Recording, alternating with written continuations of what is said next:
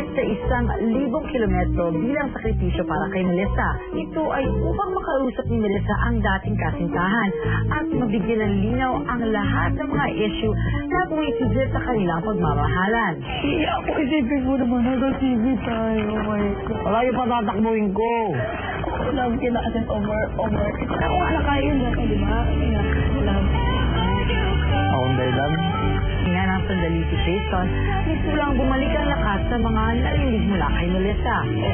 Huwag kang lumaki ng ulo mo. Huwag maawa ka naman. Wala, sinabi mo na sa buong mundo. Mahal mo ko. Totoo ba yan? Baka naman hindi. Sige nga, patunayan natin na mahal ka nga ni Melissa. Sige, Bisni. Pinaka. Sige na. Loves me. She loves me lot. She loves me.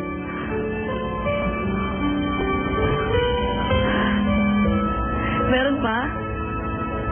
Ang tabaw. Ang tabaw.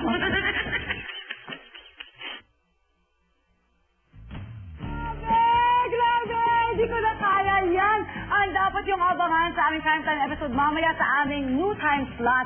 Ito ay After Habang May Buhay. At syempre, after Uber, don't forget to watch syempre ang Precious Hearts Romances presents Love is Only in the Movies. Movies starring Sanjo Marudi, Murdo, and Marcy. And yours truly directed by Direct Richard Ayala, who's watching right now, pati yung wife niya si Abby and Direct Jimmy San Pedro. Panoorin niyo yan. I'm Debbie and I'm so ready to get crazy. At syempre, eto pa, wala na akong utang. Okay, ito ang dapat yung abang sa aming Crime Time episode. I will see you all sa PHR Semi-Bayi! Kung ligawan si Melissa po si Isay. Love kita.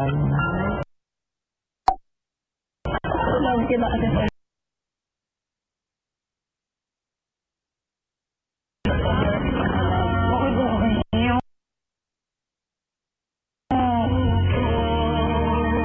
bilang consequence ng sakripisyong ginawa ni Paulette, kailangan mong muling pumasok sa kabilang bahay. Hindi ko alam kung maniwala ako sa'yo o